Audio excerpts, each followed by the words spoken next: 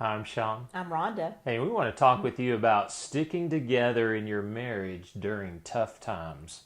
We have relationship cycles, and we can feel close or distant because we get busy, things come up, we're riding the rapids of life sometimes. And so we want to avoid getting stuck in that distance during especially those difficult seasons. It's like whitewater rafting. You want to look at holding on to your spouse instead of throwing them overboard.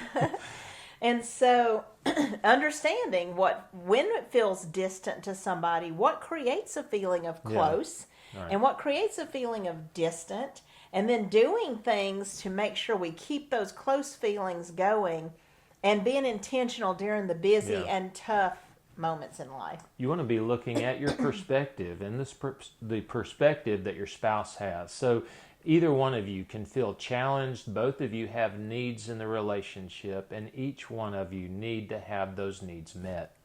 So we want to have mercy and we want to have compassion on our spouse. We've gone through some tough seasons personally, and during those times, you have to really work hard to keep the connectivity because of the distractions that demand that you focus elsewhere. Yeah. And so having compassion that, you know what, I may not always understand, but I do believe in the goodwill of my spouse, and I'm going to hold on to that and believe in my spouse. And that's having the ability to really see what's going on with your spouse, that both of you are humans, you're not just machines. You really have thoughts and feelings and hurts from the past that need to be overcome. So we want to always be able to reevaluate ourselves without justifying ourselves or our behavior. We have to be able to look at what is my contribution to what's going on, what can I adjust. Sometimes it's a matter of just really listening to hear what my spouse is saying without having to feel that I need to correct or fix, or if you knew this, or I didn't mean. And sometimes, these things are important for our spouse to know, but they don't always change. But this kind of action means this for me, and I need you to hear that, regardless of your wonderful intentions. Yeah. And many times that can be the spouse really revealing themselves and not really talking about you. They may be awkwardly revealing something that feels painful for you to hear, but they're talking about their own experience.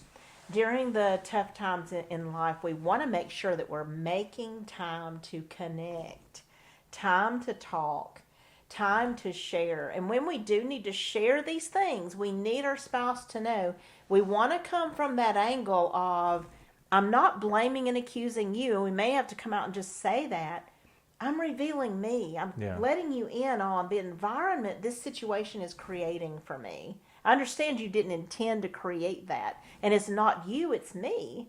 And I need you to be aware. Sometimes, even though we may feel like we have a lot to say about a given subject, we may need to be brief so that we don't overwhelm our spouse. We need to get specific and to the point so we don't leave a lot to the imagination, but we have to share without jabs. We want to go vulnerable and share the vulnerable side of what this is creating for me. And of course you have to have hope that you can have something better, and many times that's realizing that you are normal. It's not abnormal that you would be experiencing what you are. We want to give unconditional love and acceptance for our spouse, and because we hope to have that in return. But that's foundational.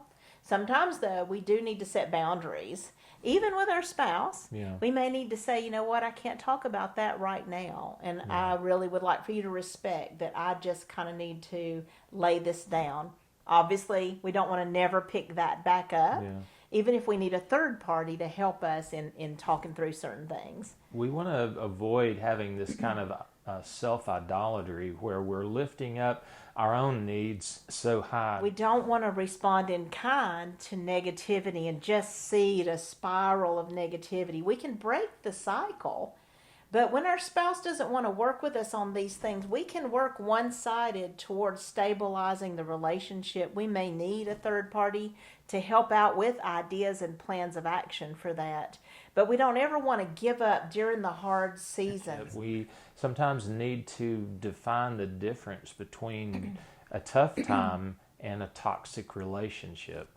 Sometimes it's just standard marital distress. And we all go through these seasons, some more than others. Yeah. That's not necessarily toxic. It's hard. First thing we want to look at is, am I removing my own personal contribution to this? Am I doing things that increase this intensity, that increase the interactions where it feels toxic?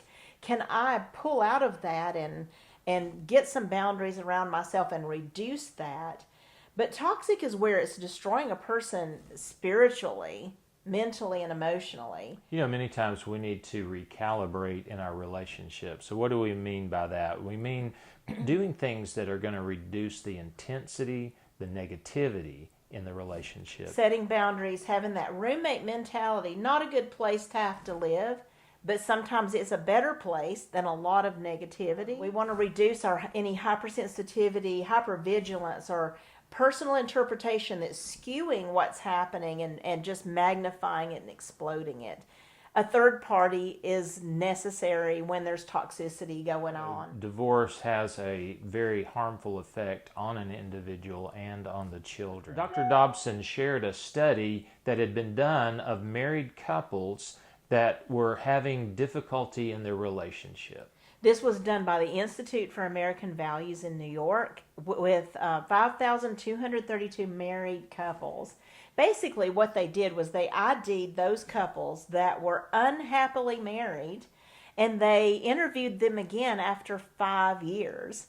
A certain amount of those divorced, but a certain amount stayed together. Nearly 80% of those who stayed together considered themselves happily married and even much happier at the 5-year mark. What does that tell you? It can tell you that staying with your partner can be just something that you have to decide to do and hang in there even though you're going through a difficult phase.